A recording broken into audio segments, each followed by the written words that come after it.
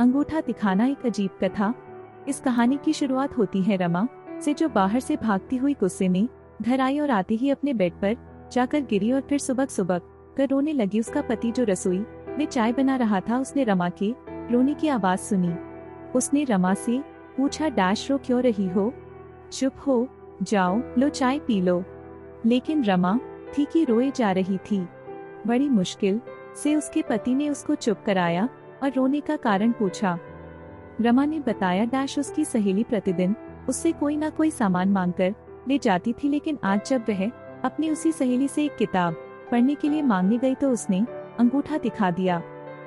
पास में बैठा रमा का 7 साल का बेटा सारी बातें सुन रहा था। उसने कहा, डैश अंगूठा दिखाना मम्मी, इसका मतलब क्या होता है? तब रमा के पति ने एक कहानी सुनाई।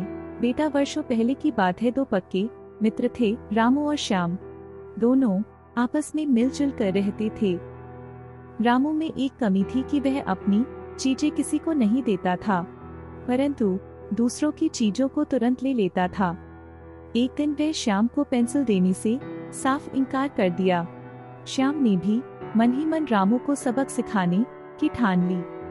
कुछ दिनों बाद परीक्षाएं शुरू हो गई। एक दिन परीक्षा में रामू अपना पेन घर भूल गया। उसने श्याम के पास 2 पेन देखकर कहा, श्याम तुम्हारे पास 2 पेन है, मैं अपना पेन घर भूल गया हूँ, मुझे अपना एक पेन दे दो। लेकिन श्याम ने सोचा कि रामू को सबक सिखाने का यही सही अवसर है। उसने रामू को पेन देने की बजाय अपना दाया अंगूठा दिखाकर बोला, ये ले लो। रामू ने दूसरे बच्चों से पेन मांगा, मगर सब ने उसे पेन देने से मना कर दिया। रामू रोने लगा। अध्यापक के पूछने पर रामू ने सारी बात बताई। तब अध्यापक ने कहा, डैश आवश्यकता के वक्त हमें एक दूसरे की मदद करनी चाहिए, और उन्होंने रामू को अपने पास से पेन दिया। रामू अपने किए पर शर्मिंदा था। उसने श्याम से माफी मांगी और उसके साथ मिलजुल कर रहने का वादा भी किया। बस बेटा, इस प्रकार यह मुहावरा प्रसिद्ध हो गया कि अंगूठा दिखाना मतलब साफ इनकार करना। आपको यह कहानी कैसी लगी? नीचे कमेंट करके बताएं। और इसी तरह की रोचक और अलबेली कहानियां देखने के लिए इस चैनल को सब्सक्राइब करना ना भूलें।